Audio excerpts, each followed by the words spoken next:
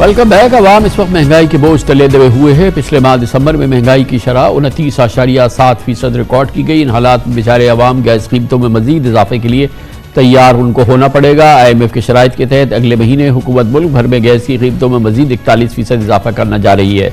इस वक्त gas sector का गर्दिशी कर्जा 3000 अरब तक पहुंच चुका है, जिसको कम करने के लिए गैस कीमतों में एक बार फिर इजाफा करना जरूरी है। इतलात हैं कि मुख्तलिफ कैटेगरीज के सार्फिन के लिए गैस के नर्ख में मुख्तलिफ इजाफा किया जाएगा। तहम IMF ने तमाम सार्फिन के लिए यकसा कीमतें मुकर्रर करने की तजवीज़ दी थी। 2 रोज़ कबल एक रिपोर्ट में IMF का कहना है कि गैस के रेट में शिशमाही इजाफा बर वक्त किया जाएगा, जबकि ओगरा गैस के रेट बढ़ाने के नोटिफिकेशन बर वक्त जारी करेगा। माहिरीन के मुताबिक इस वक्त गैस की तकसीम कार कंपनीज में रेवेन्यू का बहरान है। माली साल 2023 और 2024 के लिए SNGPL को 250 अरब रुपए जबकि SSGC को 65 अरब रुपए से जायद के शॉर्टफॉल का सामना है।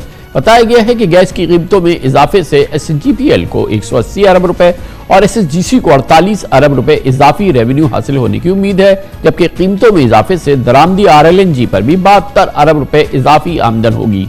दिलचस्प बात यह है कि 3 माह कबल भी निगरां हुकूमत ने गैस की कीमतों में 194% इजाफा किया था, जिसके बाद घरेलू सार्फिन के लिए गैस की कीमतों में 172%, कमर्शियल सार्फिन के लिए 137, जबकि सीमेंट सेक्टर के लिए 193% इजाफा हो गया था। अजीब बात है कि कीमतों में इजाफे के बावजूद मुल्क के बेशतर इलाकों में घरेलू सार्फिन अब भी गैस की बदतरीन लोड शेडिंग भुगत रहे।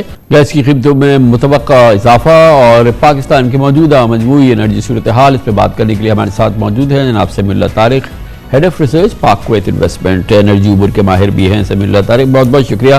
भाई साहब, ये बताइएगा कि बहुत गैस की कीमतें बढ़ गई हैं, ये बाकी था, यानी कि इतनी इजाफा हुआ मुसलसल, हमने कई महीनों से ये सूरत हाल देख रहे हैं। लग ये रहा था कि जितनी बढ़नी थी बढ़ गई, लेकिन अभी भी इसमें इजाफा बाकी है। एक बहुत बड़ा इजाफा तो हुकूमत ने कर दिया है, जो कि ज़रूरी भी था, जिसके बाद ही जैसे मिनिस्टर साहब बता रहे हैं कि अब गर्दिशी कर्जा में इजाफा जो है वो रुक गया है। तो जब इजाफा रुक गया तो मेरा ख्याल है अब जो तजवीज़ है कंपनी ने जो दी है पिटिशन में, इस पे ओगरा मेरा ख्याल है इतना कोई फराख दिली से इजाफा नहीं करेगा, तो ये 10-1%, 15% तक इजाफा होगा। बट आप देखिए स्ट्रक्चरल जो इशू है हमारा वो यही है कि अब ये जैसे IMF ने भी जिक्र किया है कि फर्टिलाइजर की क्रॉस सब्सिडी प्रॉब्ली ख़त्म करनी पड़ेगी। इसके अलावा कैप्टिव पावर को जो गैस जारी है, जाहिर है उसका भी कुछ ना कुछ सोल्यूशन करना पड़ेगा, वरना ग्रिड पे बिजली की कंजम्पशन कम है और यहाँ पे हमारे पास गैस शॉर्ट है। तो हमें गैस हमारे पास कम है और बिजली ज़्यादा है, तो उन दोनों का थोड़ा बैलेंस सेट करना पड़ेगा।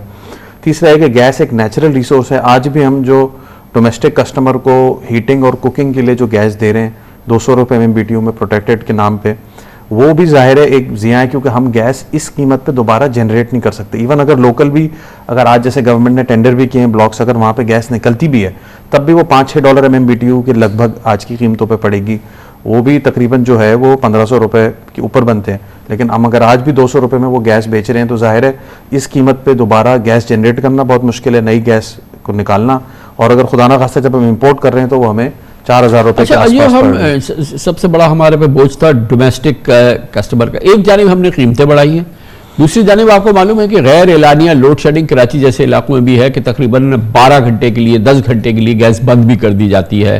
तो ये 2 बड़े इकदाम हैं जिससे कि हालात में कुछ बेहतरी आई है। और दूसरी चीज़ ये कि ये जो UFG है, जो अनअकाउंटेड फॉर, जो चोरी होती है गैस या लीक हो जाती है, इसमें कमी नहीं हो पा रही है। ये क्या अजाब है ये, खासतौर पे SSGC का हम देख रहे हैं। तो देखिए 2 चीज़ें, एक तो है कि गैस जैसी प्रोडक्ट है, तो अगर हमारी चूंकि सप्लाई पीछे से कम हो रही है, हर साल प्रोडक्शन कम हो रही है, तो जाहिर है आप इसके अंदर गैस बिजली की तरह तो है नहीं कि आपने ऑन कर दी ऑफ कर दी, आप एक सर्टन क्वांटिटी पाइपलाइन में छोड़ते हैं। अब जाहिर है वो कंजम्पशन चूंकि ज़्यादा है तो इसकी वजह से जो है वो गैस फिर ख़त्म हो जाती है और फिर वो मिलती नहीं है। अच्छा, इसकी वजह से कुछ किया हुआ है, कुछ जगह तो ये हो गया कि काफ़ी लोग अब इलेक्ट्रिक गीज़र और हॉट प्लेट वगैरह पे शिफ्ट हो गए, तो इवेंचुअली हमें इलेक्ट्रिफिकेशन की तरफ तो जाना ही है, तो ये एक अच्छी डेवलपमेंट है।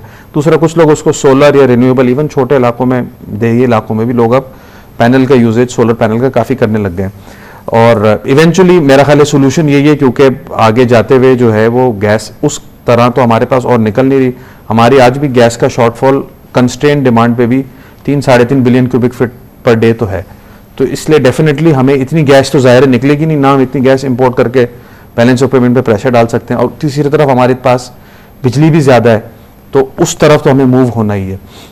बाकी ये कि जाहिर है आगे जाते हुए हमें जो जैसे आपने कहा कि यूएफजी क्यों कम नहीं हो रहा, तो ये जो प्राइसिंग की रिफॉर्म है, ये प्राइसिंग तो हो गई, लेकिन जाहिर है नेट तो हमें जो है वो एक तो गैस सेक्टर को डीरेगुलेट करना, इनकी जो गैस कंपनियां इनको अनबंडल करना, ट्रांसमिशन डिस्ट्रीब्यूशन, फिर इसके बाद छोटे छोटे टुकड़े करके इसको प्राइवेटाइज करना, इवन पावर सेक्टर के अंदर भी जो है यही सोल्यूशन है, क्योंकि वरना जब तक गवर्नेंस कंट्रोल नहीं होगी जाहिर है लॉसेस सेक्टर के अंदर कंट्रोल करना जो है वो मुश्किल है।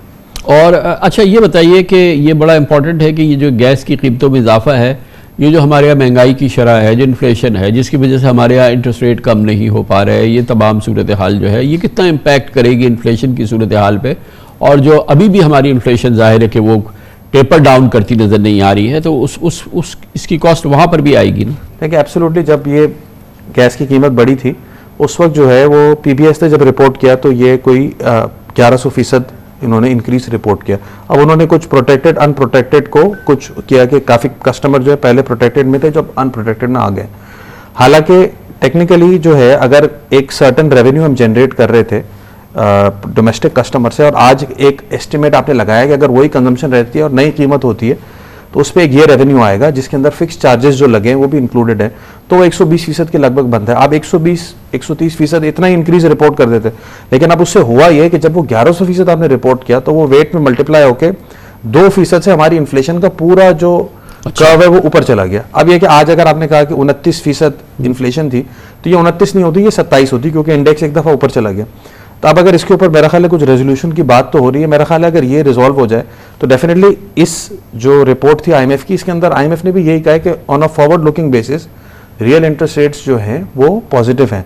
तो ज़ाहिर अगर ये 2% का हमें गैप और मिल जाता तो वो पॉजिटिव और ज़्यादा होते तो स्टेट बैंक के पास रूम भी होता कट करने का। तो ये बताएं, आज की एक अहम खबर ये है कि तवील अरसे के बाद 8 ब्लॉक्स हमने एक्सप्लोरेशन के लिए दे दिए हैं। सारी उसमें पाकिस्तानी है, सिवाय शायद एक कंपनी है जो चाइनीज़ है, लेकिन बहरहाल ये एक तवील अरसे के बाद एक बहुत बड़ी चीज़ होने जा रही है। इसके लाइकली क्या हम इसका इम्पैक्ट देखेंगे आगे? देखिए बिल्कुल जाहिर है, बहुत ही खुशाइंद बात है कि दोबारा जो है वो ब्लॉक्स की बिडिंग स्टार्ट हुई है। जनरली हमारा एक्सप्लोरेशन रेशो जो सक्सेस रेशो है वो बहुत ही अच्छा है, 1:3 है, तो होपफुली इसके अंदर हमें कोई सक्सेस अच्छी मिल जाए। अच्छा, फ़ायदा जब होगा जब अगर एक तो एक छोटी डिस्कवरी है 5-10 MMCFD, एक बड़ी डिस्कवरी अल्हम्दुलिल्लाह या इंशाअल्लाह अगर हो जाए तो जाहिर है उससे बहुत फ़ायदा होगा कि जो है हमारा गैस का जो डेफिसिट है या बैलेंस ऑफ पेमेंट में जो प्रेशर है, क्योंकि हम LNG इंपोर्ट कर रहे हैं, या जो गैस की शॉर्टेज है या इंडस्ट्री की सप्लाई, ये सारी चीज़ों पे हमें काफ़ी जगह हेल्प हो जाएगी अगर हमें जो है वो ये जो है कोई बड़ी फाइंड आ जाए। थैंक यू सो मच, बहुत बहुत शुक्रिया। सबीउल्लाह तारिक साहब हमारे साथ मौजूद थे। कमर्शियल ब्रेक इस दौरान न्यूज़ हेडलाइंस देखें, जिसके बाद हम अपने प्रोग्राम के बाकी के साथ वापस आते हैं।